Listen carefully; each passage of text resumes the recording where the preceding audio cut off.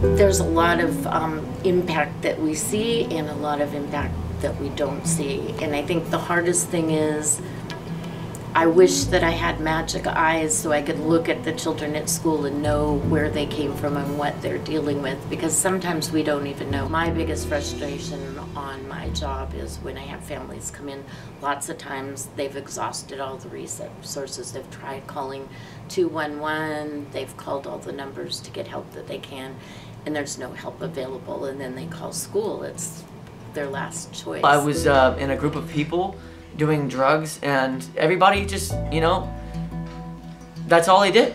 They just chased after the next high. They just, you know, they didn't really put themselves out there with expectation of good things. I was living at Walmart. Yeah, 2 different Walmarts. I was just parked there pretty much all day because I was living in my car. I got less hours because I just couldn't get there, so I didn't have a lot of gas money, so I just pretty much stayed at Walmart all day. It was really uncomfortable.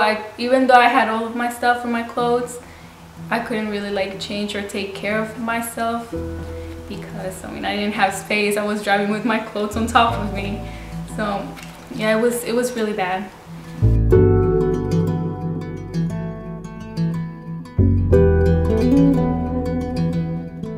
Like foster care, you know, they need, that's a different story for later, but I think they can do a better job on how they treat people after 18, because there is some teenagers out there who, like me, for an example, who was in foster care, who was doing the right thing, and then all of a sudden they get kicked out just like that.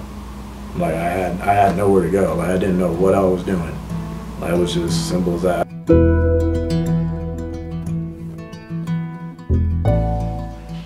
With all these opportunities that I've been given, I'm learning to be thankful for them instead of take advantage of them.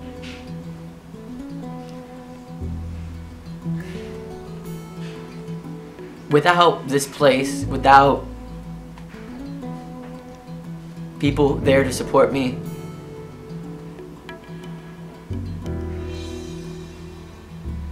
probably still be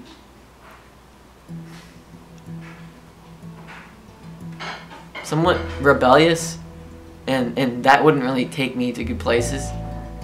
I was so focused into just finishing school and do something good with my life, and I was just scared that I was not going to accomplish anything, and that all this time that I spent up here couch surfing with families, that it was going to be like worthless.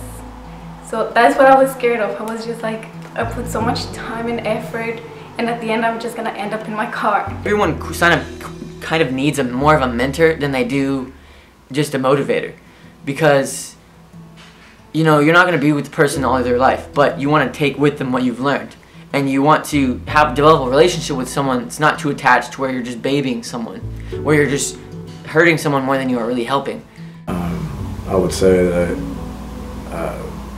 you know, always know people's stories and identities, and know what's going on out there in the streets, because you know you can walk down the street and you'll see a old guy who's homeless, but you know it's very seldom do you find a teenager who's homeless. And it's like, I think you gotta, for some people, you gotta look in between the cracks to actually see it, because there's actually more homeless teens out there right now than there ever has been. I've just had such good luck with Associated Ministries, or not luck, I've been blessed by Associated Ministries, because they've come through for me when I reach all the dead ends.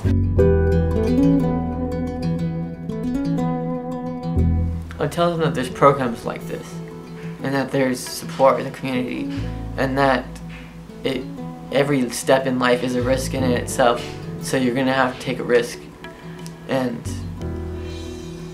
you never know what you find. Sometimes digging 3 feet deeper, you'll find a treasure. Sometimes. So that's what I'll tell them.